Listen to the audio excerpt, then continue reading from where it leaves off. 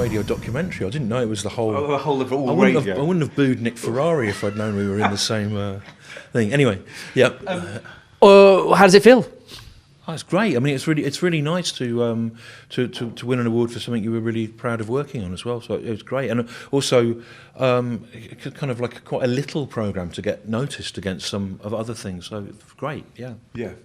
No, it's wonderful. And of all the programs I've made, I think I've enjoyed making this one more than any, actually. Was there a particular reason for that?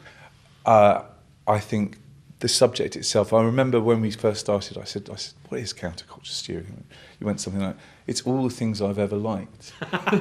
Yeah, well, it was actually. And I think that's it. And yet, there, as Stu was saying in there, like there is a political point to it. There is a sense like why isn't there something like that now? And what are the questions to ask to find out why? Is there anything to be done about it?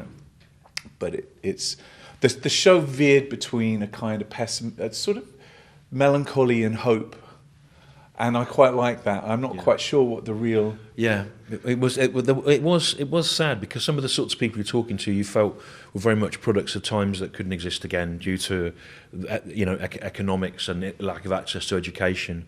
But every day working on it was a pleasure. The people we got to talk to were fantastic, and the public, you could tell, all the people that stopped you in the street to talk about it, how much it meant to them. I think it came at a really good time in history where people are aware that progressive ideas are under attack. They're being rolled back 50 years in the States as we speak, and depending on what happens here politically, a lot could change.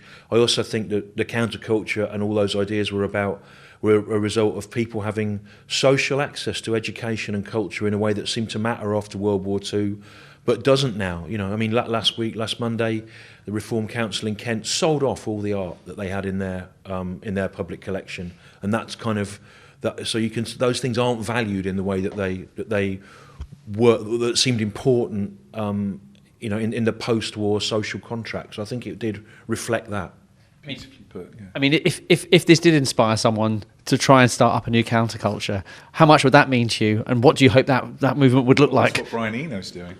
Yeah, well, that's the thing that Simon was really good on. Actually, is that like everything. I was just talking to the head of Radio 4 about how do you do political satire now, and you have to rethink everything because everything is going through the filter of how information is controlled by social media. So if you want to do political satire, really you need to be looking at who's controlling the information and what messages are they choosing to allow you to believe. And if you want to talk about counterculture, you have to think, well, what are the mechanisms by which it's distributed or manufactured or accessed now? And they're all new and all different, and they don't bear any relation to what has happened for a long time previously. So it's all up for grabs.